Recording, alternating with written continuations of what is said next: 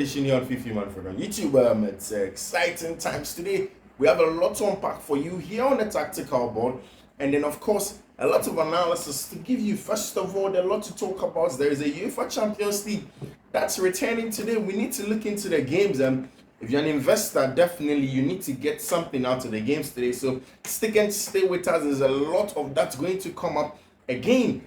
Chelsea played Crystal Palace yesterday, and there was a tactical abomination that Mauricio Pochettino committed that nearly costed the team the 3 points. We'll get into all of that briefly for you. If you're new to the channel, this is Fiifi-Manfred on YouTube. If you're not subscribed to the channel, I treat you pause the video, go back and subscribe to the channel. It's imperative that you do so. It's imperative that we hear from you, that we know that you want to subscribe to the channel. We want to hear from you. It's very, very, very imperative. It's very imperative than even watching the video. So of course, if there is any content, once you subscribe, once you turn on notification, you are first to have it. My name again is Fiifi-Manfred. Let us delve into the conversation. So yesterday, Chelsea played against Crystal Palace in the last game of the English Premier League weekend's EPL games. And in that game, you knew that Chelsea wanted to win. Crystal Palace had lost a lot of their players. Very important. Mark Gay, Michael Olise. Of course, there was a Briche Eze that was also out of the squad. And it was an important game. But in the course of the game, even from the lineup, you could tell that it was a mistake Mauricio Pochettino was doing. When he played against Aston Villa, there was a way he played. But, let's just pause here. Let's just talk about today's Champions League games, and then we'll get back into the Chelsea competition, because that is lengthy and there's a lot of tactical analysis to do in there. But first of all, today, it's the 13th of February. Of course, if you know, you know. If you know, you know. So, there are two games that are going to go on today on the Tuesday, 13th of February. First of all, in the round of 16, it is Manchester City going away to SC Copenhagen to go and play in the Champions League. Let's make this quicker. Let's make it snappy. Then we'll get into Pochettino's tactical blunder that nearly cost Chelsea the game. Now, first of all, Man City in the round of 16 of every Champions League are nearly impeccable, especially when they go away to seemingly weaker sides in Europe. The Copenhagens, the Leipzig, the Salzburgs, these teams, Man City know exactly what to do with them. They know exactly how to tear them apart. So you don't expect too much from FC Copenhagen. I mean, there's a team that even Manchester United went away to Copenhagen and nearly beat them. So for a team like Manchester City, who are very serious and find the Champions League a big competition for them, they were in the finals last season, they would want to repeat that feat and get into the final again. So it's a game that we expect that Manchester City should be able to win. I mean, this time Kevin De Bruyne is back, and that transitional threats that Man City have with Kevin De Bruyne and Erling Braut Haaland, it is just up there with anybody at all. Once Kevin De Bruyne is on, Erling Braut Haaland is on, Man City is nearly unstoppable. Nearly unstoppable in every game that they play. And I don't think that it is FC Copenhagen that can stop them now. It is not possible. Not possible at all. It's going to be a difficult game for Copenhagen, but I do think that Manchester City are going to get the job done. City looks like a team that most likely will win that game against FC Copenhagen. Today in the Champions League, then there's another one. Real Madrid versus RB Leipzig. Real Madrid are playing against RB Leipzig, also in the Champions League. In there, this time Madrid are also going away to Leipzig. It's a difficult game. Leipzig this season have been very good. Some of their players, Amadou Haidara is now retaining. Marco Ross's side plays in that excellent 4-2-2-2 shape. It's a box midfield, difficult for you to play through them, but they're also very resolute in wide areas. That's when they press. When you come into the middle of the park, they just passively press you, allow you to have the ball in those areas, but they don't give you the chance to progress through them. And that's the thing. The likes of Javi Simons, Daniel Mosia Ward, Schlager, Loic Openda, and Benjamin Sekou are very, very important in that team. Real Madrid, however, are going to go into this game with their two starters at centre back because we know that Eder Militao was injured earlier on in the season. Rudiger is injured. Daniel Alaba is also injured. And then, of course, in the last game that they played against Girona, it was Orense Shimeni and then Nacho Fernandez that played in there. I think that combination is going to be the same again. It's going to be Nacho, Carvajal, Nacho, Orense Shimeni, and then, of course, Eduardo Camavinga fullback. So that there will be Cruz at the base of the diamond, the 4-1-2-1-2 diamond that Madrid usually form. Dani Ceballos, Federico Valverde, Diaz, Rodrigo Goes, and then Vinicius Jr. Because you heard that your man Jude Bellingham also had some slight muscle injuries, some muscle fatigue in the last game that they played, and most likely he's not going to play in this one as well. So, but hey, we are still expecting the Madrid should be able to get a job done against RB Leipzig, and City should be able to get a job done against FC Copenhagen. In the Championship, however, Leicester City are playing. It's supposed to be a good win for Leicester City. So that's it with the games that are going to come on today. My top 3 picks, Champions League analysis. Of course, we are getting into Mauricio Pochettino's tactical blunder that he caused. So like I was saying, Chelsea against Aston Villa went into the same lineup. The only difference was a 2 centre-back pair. Now this time, because of Benoit Bellachili's injury on the left-hand side, here, what Chelsea did was that they now replace him with Thiago Silva. So it was Axel Disasi on the right, Benoit Bellachili on the left-hand side this time. This time it was Thiago Silva on the left-hand side. Then Chelsea had Benjamin Chilwell, Malo Gusto. See, spare me a minute, let me talk about Malo Gusto. I think Chelsea have gotten for themselves the kind of fullback that in this market you could have bought for 60 million. I mean, he's the fullback of Alonso, Alphonso Davies, Marcelo, Fellaini, like these top fullbacks that you can never get on the market. And I think that he has proven it, especially in the absence of Reece James, who was seen as one of the creative halves of Chelsea's play on the right-hand side.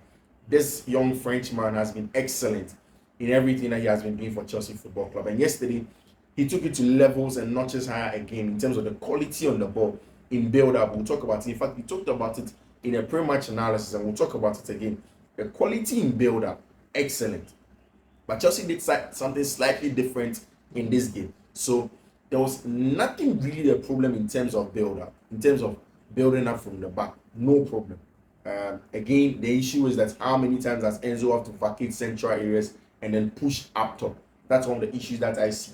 And persistently comes and goes.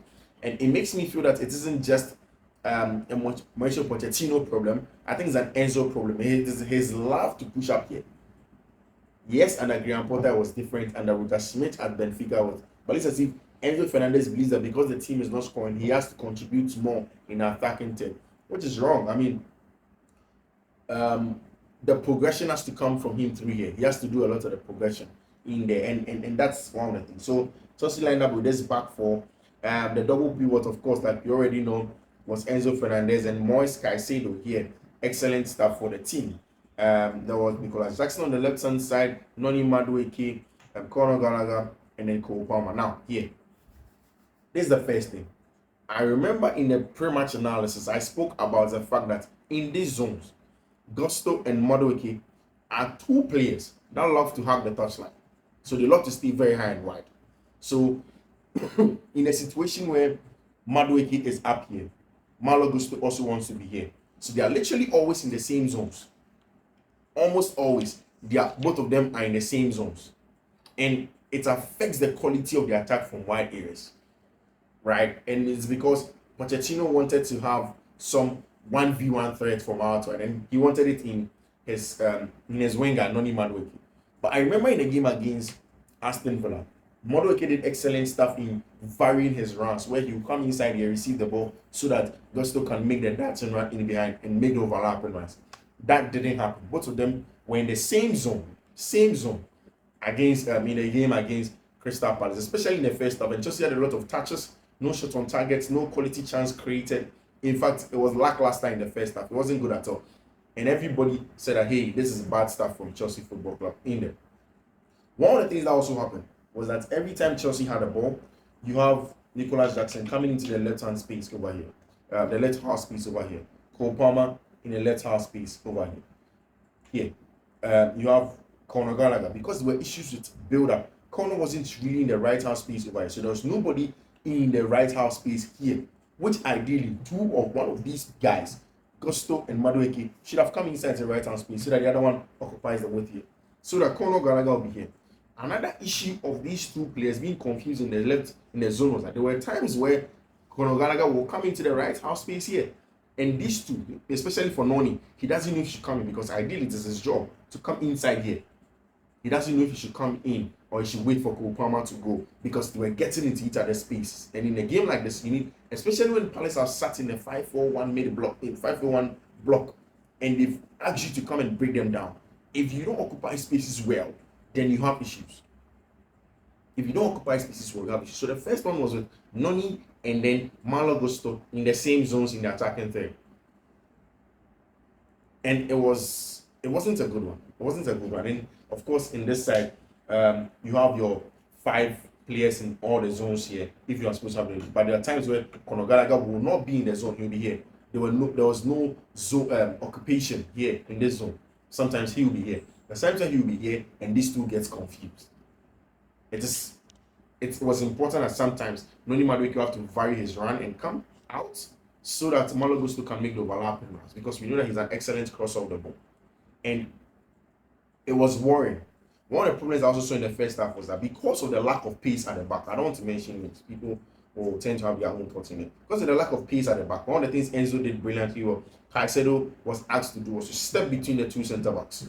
So Caicedo stepped between the two centre backs. There is Disasi, there is Thiago Silva. Excellent in building up. So that if there is turnover, he will be there to deal with it, and that's going to be a good rest defense. One of the issues I've realized with Caicedo, and I've come to a conclusion that Caicedo doesn't have the physicality in terms of dealing with the physicality to deal with the threats that come, especially when he's being overloaded. And that's exactly what led to Lemma's goal, where it was closed down by, I think, Mitchell, and then Mateta and Lama picked up the ball and then scored in there. We're going to people who argue that that's a foul. And yes, it's arguable. But then again, that's what Pochettino wanted him to do here. One of the biggest issues was that because of, again, senior man Thiago Silva, he's an excellent centre back. But see, the lack of pace is a big deal. Because of the lack of pace, the defense line was deep. So the connection between the defense line and then the midfield third here, even let's see when Connor has dropped here to help Enzo here, it was too long. So there were issues with counter pressing. And that's what the teams that sit in a 5-4-1 do to you. They make you think that you are not under threat. You don't counter press them. You leave spaces between your attacking, especially when you lack pace and you're scared that a turnover will come. Then you are very high in your own zone. You leave a lot of space between yourself and the midfield line. Then you don't counter press because there is high space. They're also very high. Then they're in close proximity to each other. There's a lot of counter press here when you lose the ball, win the ball back, and then you have sustained spells of pressure and attack for yourself.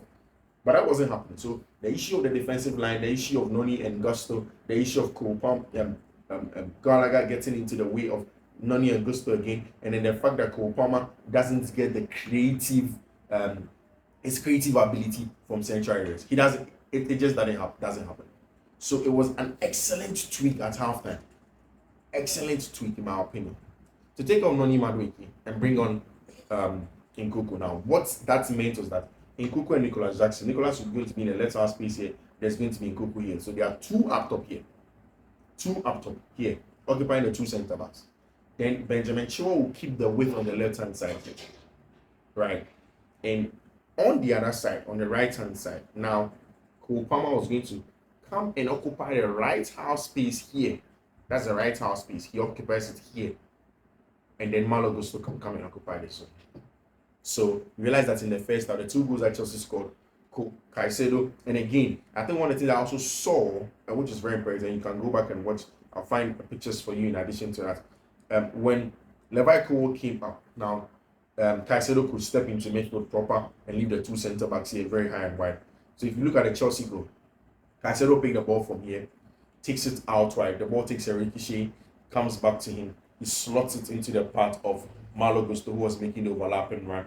Malo Gusto now had Conor Gallagher, who came from deep as a box crasher in the box here, because of course Nkuku and then Sterling had taken the centre backs, the Palace centre backs, very close to their goal, about 3 of them, and then your man Cole Palmer was here on the penalty spot and then slotted in. Excellent stuff. Because Cole Palmer brought in the La Pausa from the right hand side, because the occupation of spaces, Benjamin Chilwell on the left hand side, left wide area. Nicholas Jackson in Cole Palmer in that zone. And again, earlier on in the game, Cole Palmer had a ball like that, doesn't slot it back, and those things happen. Again, for the second goal. Ball goes out, right? Cole Palmer receives in that zone, right? Because I think at the time Gusto had gotten out, he cuts back to the same spot, the same player occupying the penalty area as a box crusher over there, and then hits the ball sweetly. He has an excellent ball striking ability, gets the goal for Chelsea Football Club. And then the third one, of course, counter attack. A lot of credit to Raheem Sterling from carrying the ball excellently, finding the path of Cole Palmer. Cole Palmer had to make a decision between Nkunku and then Enzo Fernandez. Enzo was onside, better plays, and Enzo's composure, calmness to slot the ball into Dean Henderson's goal was excellent. So those are the issues, and you see, it is easy for the starting lineup that Chelsea had today to work against Aston Villa, because Aston Villa will push up a little bit. They will make the game more transitional. You have to rotate them. They have a very high line. It's excellent to work there. But yeah, against a 5-4-1, it doesn't work at all. And I mean, at least it's good that he saw it in the second half. But these are some of the tactical errors that Pochettino makes a lot. Maybe he's just too stubborn.